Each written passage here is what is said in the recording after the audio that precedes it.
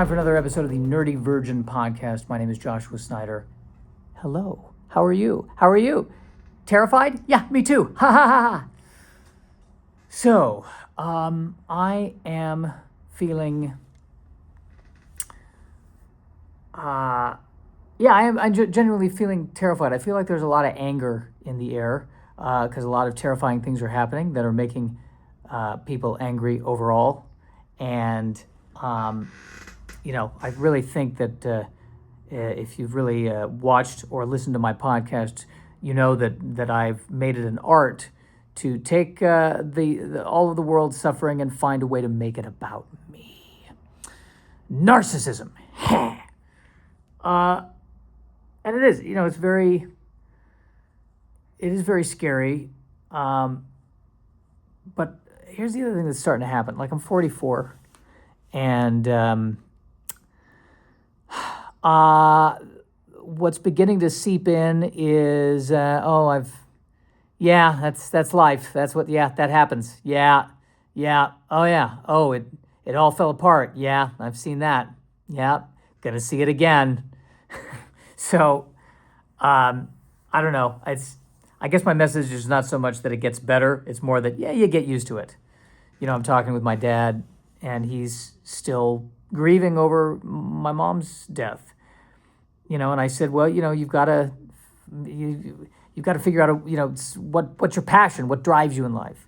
And then he was like, I just got to learn to endure. And it sounded like, Clint Eastwood on the plains, subsisting off of the land, very down. Just gotta find a way to learn to eat that cacti. Just kind of like, that's not the kind of uplifting energy that I would hope for in anything. But I'm just trying to be there for him as much as possible and trying to figure out a way to stay positive, I guess. One positive thing, Suzy Eddie Izzard is doing her one-person Hamlet, and I saw that at the Montalban Theater, and that was awesome. I highly recommend it. You should see it. You must see it. You must see it. She plays all of the characters, and at no point was I lost. I totally understood everything. The language was very clear. It was awesome.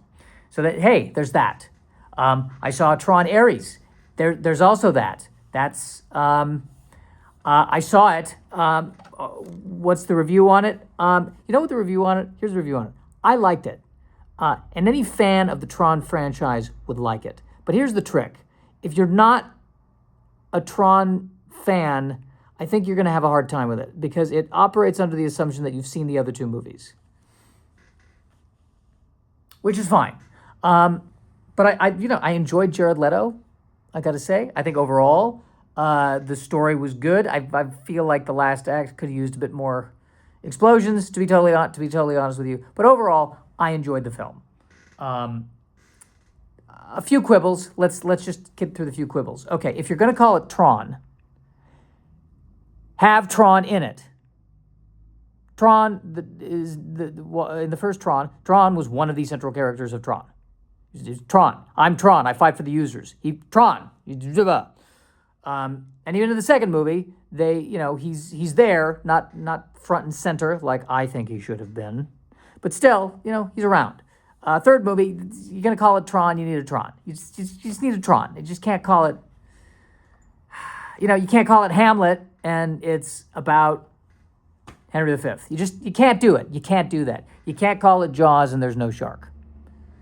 You see the new Jaws movie? Yeah. How was it? How was the shark? Oh, there's no shark. Well, what was the plot? Well, it was about this oil man who was taking over this land, and it's sort of like a land shark, if you will.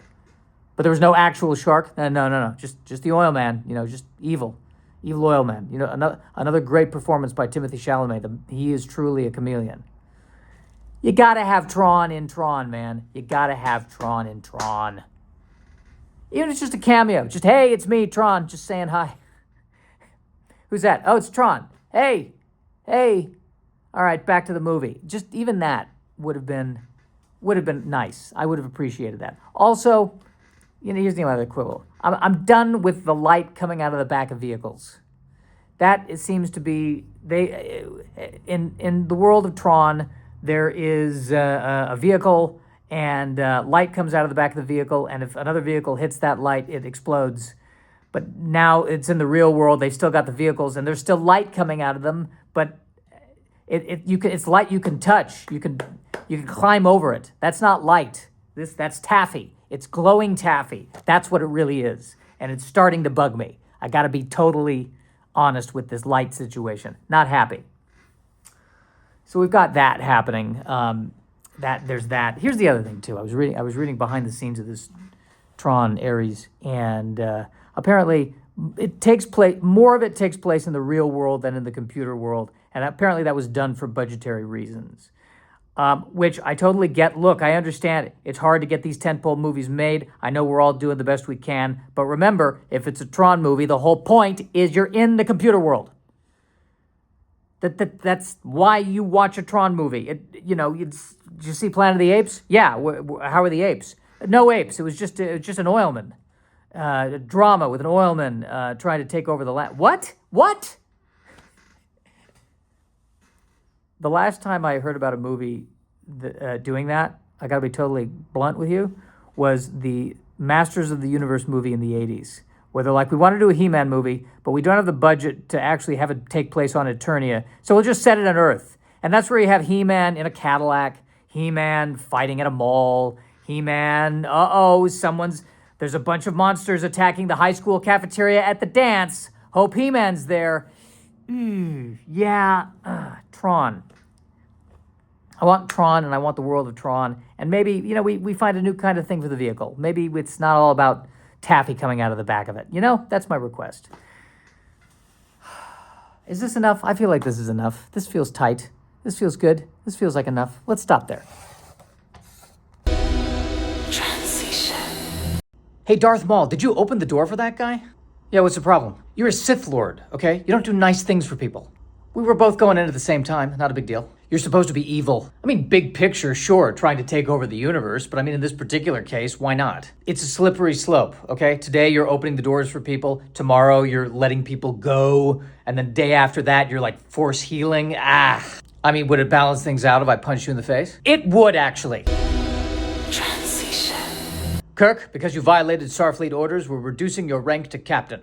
Excuse me, can we totally not do that at all?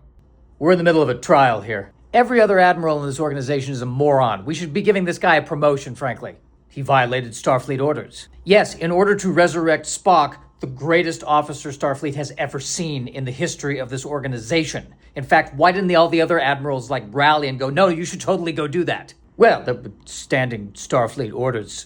You mean to tell me that you heard the chance to resurrect Spock and you don't take the chance? You're an idiot. Well, there were other circumstances with the Genesis device and what have you. Genesis can be used as a weapon. You're only letting the science team go there? You should have had a military presence. Look, Starfleet is not on trial here.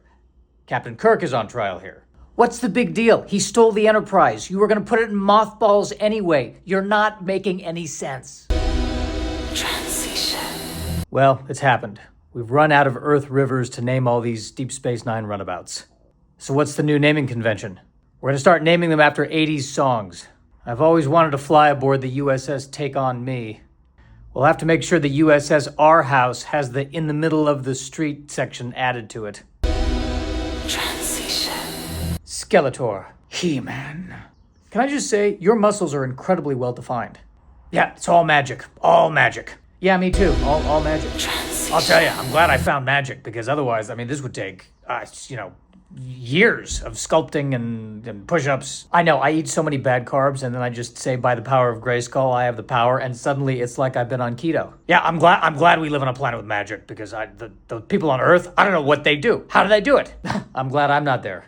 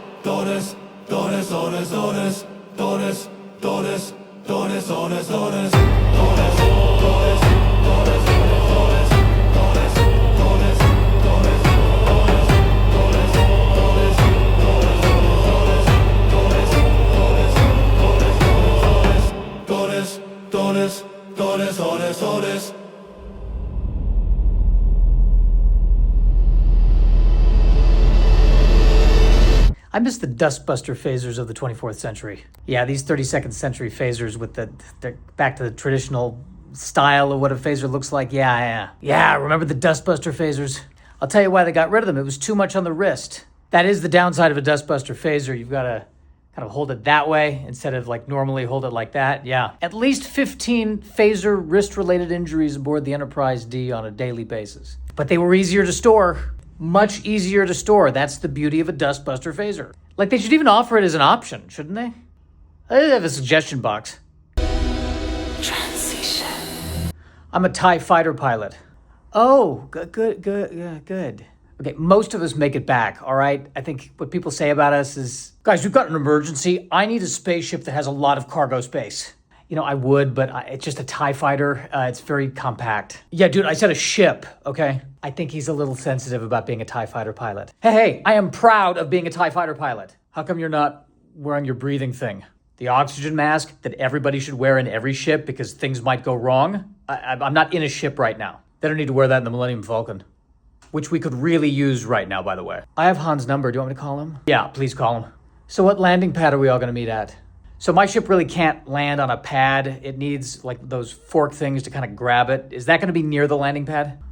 Just right in my ship, okay? I don't have to. I mean, it's a perfectly good TIE fighter as long as it's not hit with anything. Transition. So the Athena just leaves the warp drive in orbit?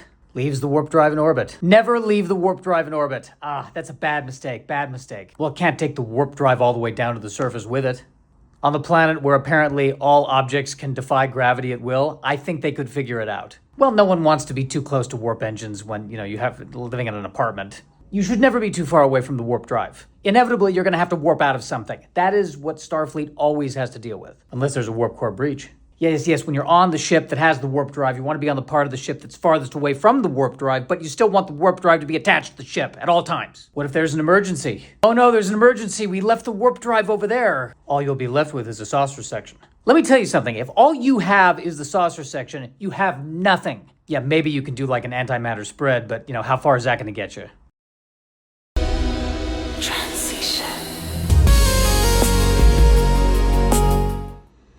Penny for your thoughts. I mean, I just hate this space station and most of the people on it. You humans are a mystery to us, Malaxians. Dude, you look exactly like us, okay? Obviously, we're completely different species. It's not like your species always carries around a spoon. Any one of us could do that. The wormhole's opening. Looks like it's a new alien species. Maybe it's something we've never seen before and they'll carry forks. We are the Malaxians. We've entered your galaxy to ask you a very important question. Well, you're holding a knife. Is it a butter-related question? Have you figured out a way to not be lonely, but be alone? Oh, ain't that the holy grail? No, you still have to do the thing where you're in a relationship with other people? Yeah. All right, people. There's nothing interesting on this side of the wormhole either. It's amazing how different they are. I hate it here so much.